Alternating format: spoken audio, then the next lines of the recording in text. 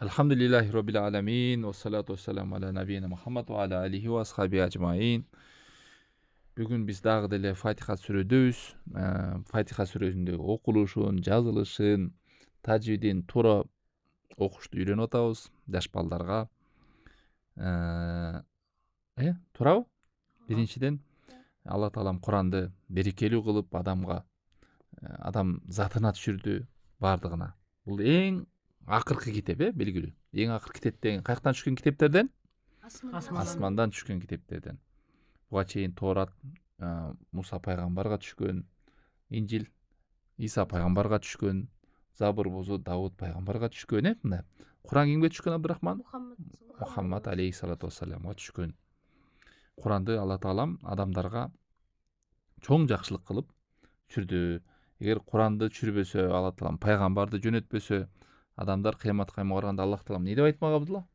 Аллах неге бизге Биз каяктан билбейбиз, биз каяктан билмекпиз. Айтмак да. Окуйун десек китебиңиз жок. Үйрөнөлү десеңиз жөнөткөн адамыңыз жок. Ана кантип бизди азаптайсың? Кантип бизди сурайсың депчи. Алла таалам ошон үчүн өз ырайы менен жолун көргөзүп, өзү эмнени жакшы көрөт, эмнени жаман көрөт, бүт жолду көргөзөт, Куранда баяндап берди. Куран значит эмне экен? Бул мыйзам. Мыйзам деген эмне? Тартип. Адам Алла тааламды табуучу карта, өзүңөр айтып аткандай. Навигация дегендер эмне дейсиңер? Жол. Пайгамбар жөнөтпөсө дагы адамдар айтмак эмне деп? Биз мунун практикасын көргөн жокпуз да. Неге периштени жөнөткөн жок, Абдулла? Периште күчтүүрөөк деп. Периште адамдар үчүн айтмак, өтө уже периште, анын формасы башка, табияты башка деп, Ошон үчүн адамдардын арасынан жөнөттү Мухаммад алейхиссалату вассалам акыркы пайгамбар кылып. Ошон үчүн пайгамбар Куранды менен менин жолумду кармасаңар адашпайсыңар деген. Алла тааламга баруучу жолдун эң негизгиси ушу Куран, анан пайгамбар алейхиссалату вассалам жолу экен. Анан биз Фатиха сүрөсүн күндө окуйбуз, Фатихасыз Куран Фатихасыз намаз болобу, болбойбу? Намаздын рүкүндөрүнө кирет, мунун Фатихасыз намаз болбойт. Курандагы баардык аяттар, сүрөлөрдүн баардыгы кайсы сүрөгө кайтат дегенбиз? Фатиха сүрөсүнө кайтат. Фатиха сүрөсүнө кайтканда кандай? Жалпысынан максаттарынан, багыттарынан караганда ушул аяттар кайтат. Элхамдулиллахи Роббил аламин деп, аламдардын Роббиси болгон Аллах тааламга мактоо болсун дедик. Алла тааламды мактаганда биз эки нерсе менен эстеп мактайбыз. Ким айтат кана? Аллах тааланы мактаганда эки нерсе сенде болуш керек. Эсиңде. Аны сүйүш керек жана коркуш керек. Машалла, сүйүү менен айтабыз, сүйүп.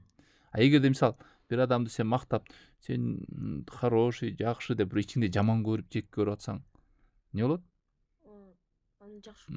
Жакшы эмес да бул, Абдулла. Значит, сен жүрөгүңдө сөзүң чынчыл болуш керек, айтып аткан сөзүңдө. Ошондой эле Алла тааламды мактайбыз. Эки себептен туура сүйүү болуш керек. Бирок мындан да чоң нерселер бар. Кайсы эле өткөн сабакта айтты эле? Аллахка Мактоо айтып атасың, Алла таалам мактоо айткан. Эмнесине мактоо айтып атасың Алла таалам? Сени жараткан үчүн.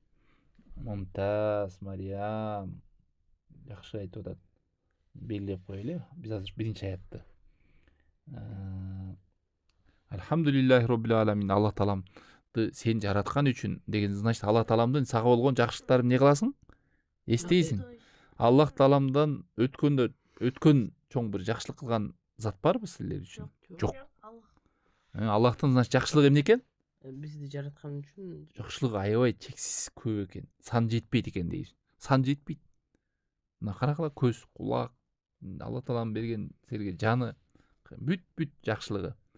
Жана ошондой эле Алла таалам мактайбыз. Эмнесине мактайбыз? Аллахтын көркөм аттарына, ысымдарына, сыпаттары бар. Мисалы Ар-Рахман, Ар-Рахим, Ар-Рахман, Малики, Яумиддин деп атпайсыңарбы? Алла сыпаттарын. Жаратуучу, ырайым төгүүчү, жакшылык берүүчү деген сыпаттары бар Алла таалам. Ошолордун эстеп Алла тааламды мактайсыңар. Значит, эки нерсе менен мактайт экенсиз. Сага болгон жакшылыктарын эстеп, жана Аллахтын ысым сыпаттарын. Сыпат деген эмне? Качествосы Алла таалам. Ысым деген эмне, Абдулла? ысым Алла таалам канча аты бар, Абдурахман? 99 99 аты бар. Ушул аттар Куранда пайгамбар алейхисалату вассалам сүннөттөрүндө келген. Ошондой эле бул аятта эмне бар дедик Мариям? Сүйүү бар Аллах Таалага. Сүйбөй эле мактай берсең эмне болуп калат? Бул жөн эле шылдыңдоо, мактоо болбой калат. Жөн эле чанан бирөөнү сөз менен айтып бересиң, ичиңде жок. Ошон үчүн мактаганда улуктоо жана мактоо болуш керек. Улуктоодо эмнелер бар Абдулла? Аллахтын ысымдарын, сыпаттарын айтуу менен. Аллаху акбар, субханалла, альхамдулилля деген. Субханалла деген мааниси эмне? Аллах Тааламды арулап атасың, мактап атасың. Аллаху акбар, улуктап атасың. Ошон үчүн альхамдулиллахи роббил аламин, ааламдардын Роббисине мактоо болсун деген ушул маанилер бар. Роб деген эмне мааниси? Роб. Роббил аламин. Кудай неме? Кудай сыяктуу? Жок. Роб бул неме? Биз Мгм. Роббилер. Роб деген бул Алла Тааламда. Алла Таала. Роб деген сыпатка ээ болуш үчүн молар болуш керек. Ал жаратыш керек. Жаратыш керек. Ошол тирилтиш керек, ошол өлтүрүш керек, ошол ырыскы бериш керек. Мындайды бир гана кимде бар? Аллах Тааламдан жана ээлик кылыш керек. То есть сен азыр көрдүңбү, Аллахтын мүлкүнө киресиң, Аллах сени жараткан, Аллах сага ырыскы берип атат ушунга чейин. Аллах Таалам өзү өлтүрөт, өзү тирилтет кайра. Значит, Аллах Таалам эмне кылып турат экен? Сени чоңойтуп, өстүрүп, сени багып, эмне кылып турат? Көзөмөлдөп турат. Роб деген ушундай. Мындай нерсе Аллахтан башка эч кимде жок. А биз жөн эле адамдар эмне бирбизге? Себепкербиз. Причина. Мына калемди аласың, Мариям, муну алып туруп, бияка жылдырсаң могу эмне болуп атат? Себеп болот. Ушундай. Жылдыруучу ким болуп атат? Сен болуп атасың да. Ушундай эле жашоодо Алла Таалам бүт жылдырган, өстүргөн, чоңойткон, баккан, бүт жакшылык берген Роб деген Алла Таалам сени чоңойтуп өстүрүп туруучу. Ушул сени эле эмес Алла Таалам, башка кимдерди? Аламин, ааламдарды да көзөмөлдөп турат. Мына күндүн чыгышы, түндүн келиши, айдын чыгышы, күн менен түндүн жаңырышы, баардыгы эмне? Бүт Аллахтын көзөмөлүндө. Эч нерсе Аллахтын көзөмөлсүз. Аллах Таалам сени угуп турат, көрүп турат, билип турат, бүт. Керек болсо могу эмне? Тамырыңан жакын дейт, согуп аткан тамырыңан да Алла Таалам жакын. Альхамдулилля деп турганда сайын дагы эмне кыласыңар? Дагы кандай маани бар? Альхамдулилля дейсиңер, кандай айтасыңар? Шүгүр, дайыма рахмат айтыш керек. Аллах Таалам шүгүр кылган кулдарды эмне кылат? Жакшы көрөт. Дагы көбөйтүп берет. Мариям мумтаз. Мен бүт силердин туура жооп берип атканыңарды эске алып турам, белек берем, Ошон үчүн жакшы активно катышкыла. Мына ушундай маанилерди билсеңер, намаз окуганда намаз кандай болот, Абдурахман? Кабыл болот, анан дагы намазды мындай күчтүү, от души окуйсуңар да. Эптеп физарядка деймиз. Дагы ким кошумча айтат? Эстеген альхамдулиллахи роббил аламин боюнча. Ааламга кимдер кирет? Кана ким жооп берет? Ааламга кимдер? Бүт алам бул. Машалла. Алам деген Аллахтан башка нерсенин баары эмне болот? Алам болот. Сен да аламсың, бир бөлүгүсүң, мен да. Алам немеси көп, Бүт Аллахтан башка нерсенин баары алам. Периштелер бар. Биринчи кабат асманга жер эмне болот? Чөлдөгө түшкөн тыйындай болуп калат. Экинчи кабат тигиге чөлдө түшкөн галактика. Алам аябай чоң.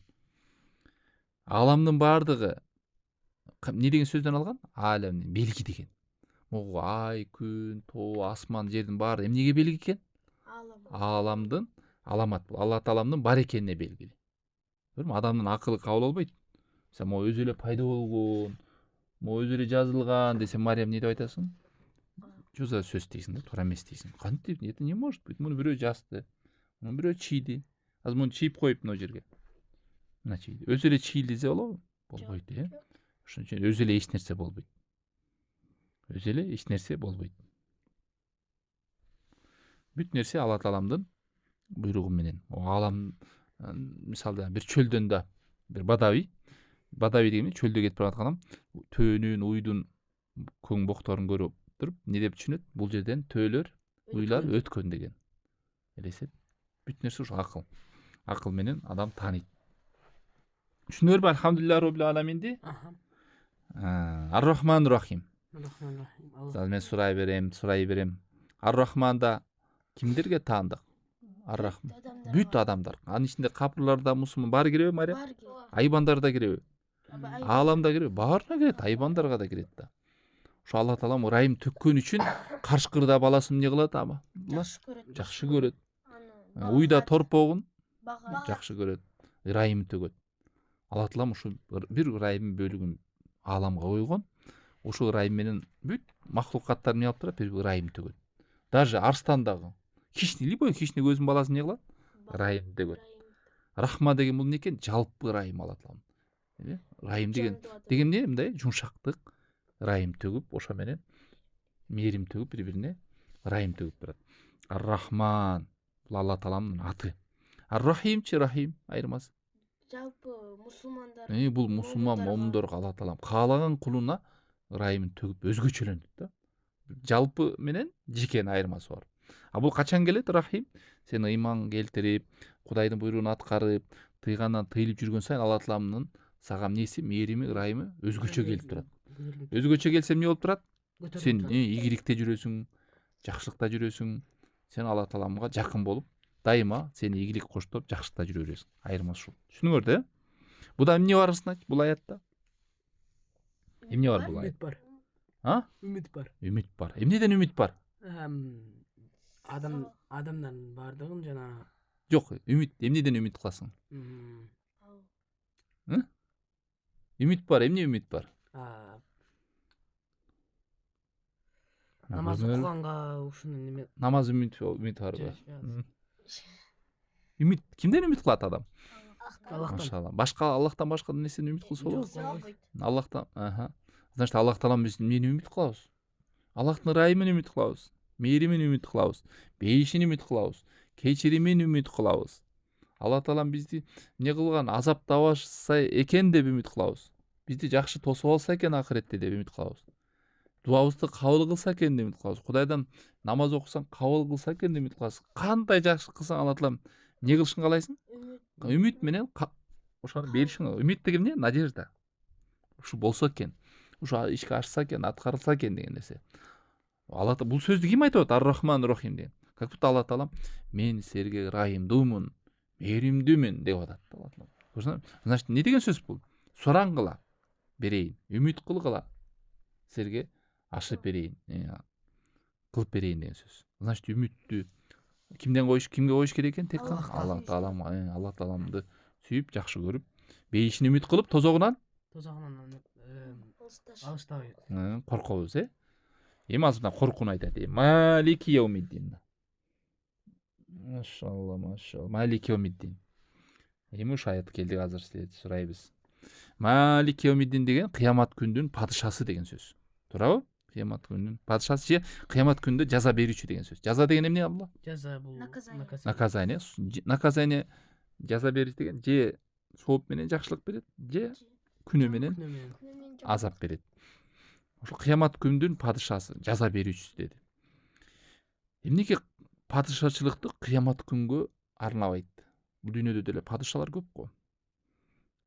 Ар өлкөнүн падышасы бар, тиги падыша, бул падыша, бирок Алла таалам берге падышачылыкты кыямат күнгө арнап айтты. Не деди келип өткөндө? Себеби кыямат күндө бир дагы падыша калбайт. Бул дүйнөдө мен падышам деген баары эмне болот? Фиравундан баштап жок болуп өлгөн, баары байкуш болуп ал күндө кантип азаптан кутулам, кантип күнөөм кечирилет, кантип жакшылыкка жетем деп көздөрү тостоюп Кудайдан корккон абалда. Эч кимдин сүйлөгөнгө мүмкүнчүлүгү жок. Корккон абалда турат. Падышам деген бул дүйнөдөн баардыгы жок болот. Бул дүйнөдө падышачылыктар эки нерсе менен жок болот. Же өлөт, же болбосо тактыдан түшүп калат. Болду. Алла таалам падышачылыгы кандай? Түбөлүктүү.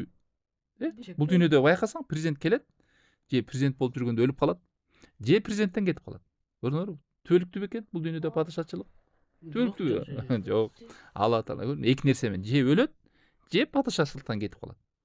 Картайып кетип калышы мүмкүн, бир кээде. Же суроо келип кетип калат.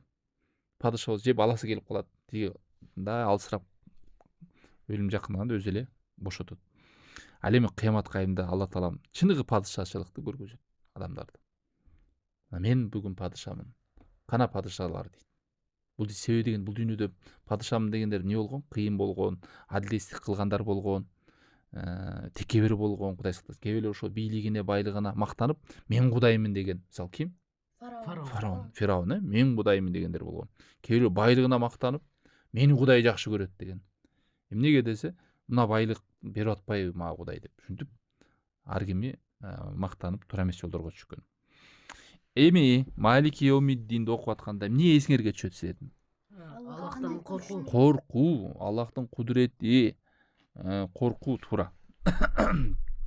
Коркуу, кудурети. Эми ушул 3 аятта ким айтып берет? Биринчи аятта эмне бар, экинчи аятта эмне бар, үчүнчү аятта эмне бар? Биринчи аятта Аллахты Алхамдулиллахи роббил аламин деп эмне бар экен, Абдурахман? Бирден сора. Аллахты сүйүү. Машалла. Ар-Рахманур Рахим деп эмне бар, Мариям? Үмүт бар. Үмүт бар экен, машалла. Малик Йомиддинде Аллах коркуу бар экен. Значит, ар бир адам ибадат кылганда ушул 3 сыпатты камтыса, ибадаты эмне болот экен? Күчтүү, чырайлуу, сонун болот. Сүйүү болбосо ибадат эмне болот? Сүйбөй эле кылсаңчы бир желание. Сүйбөй, мындай көңүлүң жок эле кылчы. Кылгың келбейт, Анан үмүт кылбай эле кылчы. Бутта сен үмүтүң жок, Кудай болгон үмүтүң жок. Бейишти үмүт кылбайсың. Аллахтын сообун үмүт кылбайсың. Эмне болот ибадат? Супсак болот. Ошондой эле коркууң да жок болсо, тозок барбы? Жок, тозокко түшпөйм. Кудай таалам кечирет деп эле үмүт кылып алдың. Тозок, коркуу жок да. Эмне болот? Кээ бир адамдар ушун намаз окубай жүрө берет. Кудай таалам кечиримдүү, эми баары беш кирип кетебиз деп. Көп нерсени Кылбай коет, көрдүңбү? Ошон үчүн үмүт менен коркууну алымдар эмне деп салыштырган? Эки чымчыктын канатындай деген, тең салмактуу болот. Коркуу да болуш керек адамда, үмүттүн алжырсы. Ушул экөө мынтип тең салмактуу, баланс сактайт дагы. Эмне болот? Симент болот. Ибадат. Эгер бирөө чымчык учуп бара, бир канаты жок болуп кетсе эмне болот? Кулап түшөт. Ушундай эле адам дагы бул дүйнөдө коркусу көбөйүп кеткендер Кудай тааламды ташбоор катары көрүп, Кудай тааламды жестокий көрүп, бейишке киргизбейт, ал мени кечирбейт деп отуруп адам шайтандын торуна түшүп, эмне кылып салат? Өзүн аз өлтүрүп салат, же болбосо намаз окубайт, же Кудайга үмүтү жок болуп калат. Жалаң коркуп эле жүрө берсе да. Ошондой эле үмүт эле кылып, коркпой жүргөн адамдар намаз окубайт, бейбаштык кылат, кутурат. Эмне десе, Алла таалам кечиримдүү деп, туурабы? Ооба. Ошондой эле сүйүү жок болсочу, Алла тааламга сүйүү жок. Ал жестокий. Мени кечирбейт деп. Алла таалам, себеби Алла таалам ушундай кулду бизди жакшы көрөт, адамдарды. Керек болсо, сени ата энеңден да жакшыраак көрөт. Ушуну билгиле, Алла таалам сүйүүсүнчү.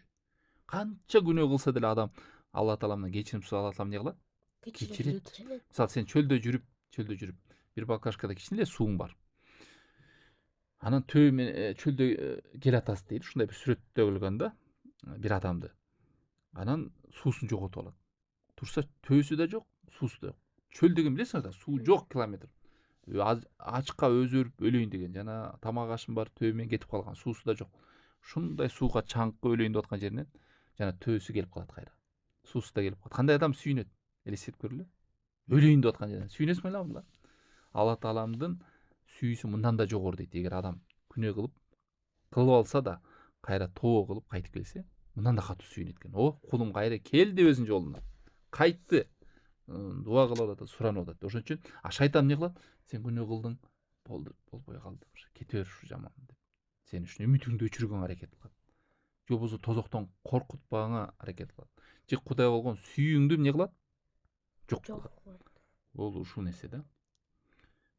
Жакшы, силер түшүнүңөрбү? Өткөнкүдөн да жакшы түшүнүңөрбү? Якана будо яканастайын алайлы же кийинки сабакка калтырайлы муну? Айыл койлу. Бир аят кошойлу. Бир аят кошойлу анда. Ушун жакшы түшүнүп алсаңар, мен кайра сурап турам. Бүгүн эми якана будо яканастайын кошойлу. 19 мүнөт болуп калыптыр го, сабак узарып кетти биздики. Эми Аллах таалам болгон сүйүүнү билдик, үмүттү билдик, коркууну билдик. Ушу менен отуруп калабызбы чектелип? Жок. Сүйсөң Аллах тааламды, Аллах тааламдан үмүт кылсаң, Аллах тааламдан корксоң, эми ибадат кыл да. Жөн эле отура бербестен. Якана будо сага гана сыйынабыз, сенден гана жардам сурайбыз. Ушуну түшүнүп алсаң, өлө сонунда. Значит, бул дүйнөдөн айга, күнгө, булакка, периштеге сыйынса болобу? Жок, болбойт. Пайгамбарга болот абыл, Болбойт пайгамбар. Курангачы? Болбойт. Куран Алла таалам сөзү да. Куранды окуган сайын береке, жакшылык болот. күнгө алам Аллахтан башка эч кимге болбойт Аламдан Аламдан да Аллахтан болбойт. башка эч кимден болбойт. Жибрейлденчи Болбойт. болбойт значит ошончо Аллах таалам бул жерде өзү айтып атат, ушинтип айткыла, ушундай кылып сыйын кыла иякана сага гана сыйынам деп. Эмнеге Мариям сыйынамын сага деп айтылган жок, биринчи сага гана деп келди. Анткени саалесин Сага сыйынам десе дегенде башкаларга башкаларга дагы сыйынам деп. Сыйынамын сизге жана башкага болуп калат. Ушун сага гана деген сөз гана эч кимге деген, сенден башка эч кимге сыйынбайм деген сөз. Түшүндүңөрбү? Сыйынуу деген эмне? Кудай Тааламга ибадат кылуу деген сөз. Сурануу, коркуу, ушунун баары кирет. Андан кийин настаин жардам сенден гана жардам сурайм. Аллахтан башка жардам сураса болобу? Жок. Болбойт. Эмсерге сурап атат. Могу ручканы таштадым бияка. Мариям жардам берип койчу, теги ручкамы алып берип койчу десе. Болобу болбойбу? болот. Эмнеге? Жаңы айтып атпадык, Аллахтан башкадан сурабагыла. Аллахтан башка жардам сурабагыла деп. Мен жардам сурап атам силе Мариям. Моундай сыяктуу да, типа Кичинекей жооп берет, шуга жакшы билет кылам. типа Бирден толтура. типа моундай сыяктуу да, жандуу эмес нерсе. Мисалы таштан мисалы сурайт да, мисалы. Машалла, жакшы айттады. Значит, ошол адам укпаса сени, көрбөсө, жансыз нерседен сураган болбойт деп. Машалла. Же жаныбарларга ушундай кылат да. Значит, адамдын күчү жетпеген нерседен, мисалы мен мынтип айтсам, Мариям менин өмүрүмдү узартып берчи депчи. Мисалы Мариям мага не деп койсок, Мариямдын күчү жетпей турган нерсени суранам да. Болобу ошону? Болбойт. Мисалы азыр чоң атаңды уккан жок да, алыска турат. Сен ушөндү туруп эле сурап атасың. Чоң ата мага мындай берчи. Биринчиден чоң атаң сенин жанында эмес. Экинчиден чоң атаң анын мүмкүнчүлүгү жок.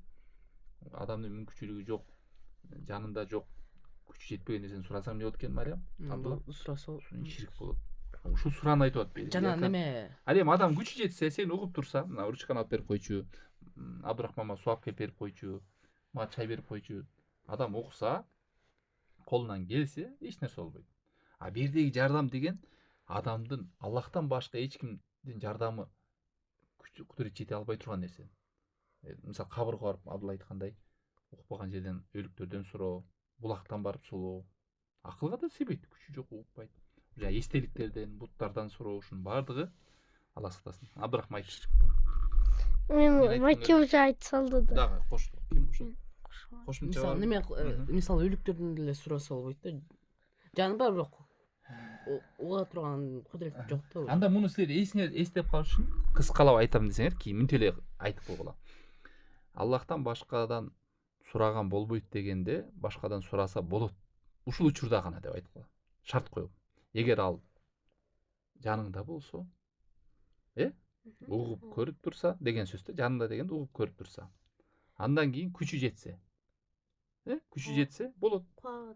Эгер жаныңда болбосо, ал угуп көрбөсө сени, же күчү жетпесе, сурансаң, эмне болот? Ширк болот. Ширк болот, Кудай сактасын. Мисалы сен сууда чөңүп атасың да, балыктар жанып жүрөт. О, балык, мага жардам берчи дейсиңби? Же башыңды чыгара калып, сыртта жүргөн адамдан сурайсыңбы? Кимден сурайсың? Балыктан сурбай. Эмнеге балыктан сурабай сен тиги адамдардан сурадың? Себеби билесиң, балыкты сага эмне? Күчү жетпейт. Сен укпайт, түшүнбөйт. Аллах таалам да ушуну калып атат. Адамдар бүгүнкү күндө жанагынтип магиядан сурап, күндөн сурайт, айдан сурайт кээбилер, суудан сурайт, караңгы түндөн сурайт, бир жерге барып, сууга, чөлгө барып сурайт. Ушунун баары эмне? Шайтандын жолу да. Сага издевательство кылып атат. Шылдың деп атат сени. Алла таалам айтат, менден сурагыла.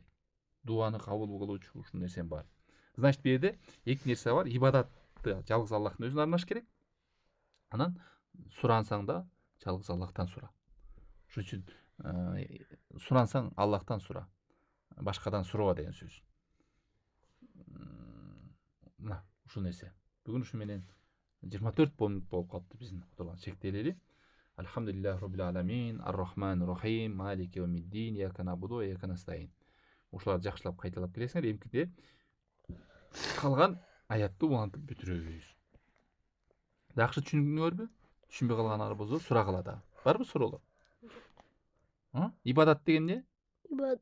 ибадат бул Аллахка Аллахка сыйынуу. Сыйынуу кандай жолдор менен болот? Сөз менен болот, жүрөк менен болот, амал менен болот, сыйынуун. Ошон менен Аллах таалам жакындайын дейсиң. Муну да эмкиде түшүндүрүп беребиз дагы иншалла. Намаз сыйынуу, орузу сыйынуу, Куран окуу сыйынуубу? Сыйынуу. Сыйынуу. Зикир кылуу сыйынуубу? Сыйынуу. Адамдар да сыйынуу дегенде жана бир нерселерге башын ийип, ошого жакындап, ошонун артынан бир жакшылыкка жетейин, жамандыктан алыс болоюн десе эле, алда эмне болот экен? Сыйынуу болгону кимге эмес? Аллахка эмес. Субханакаллахумма бихамди, ашхаду ан ла иляха илля анта, астагфирука ва атубу илейк.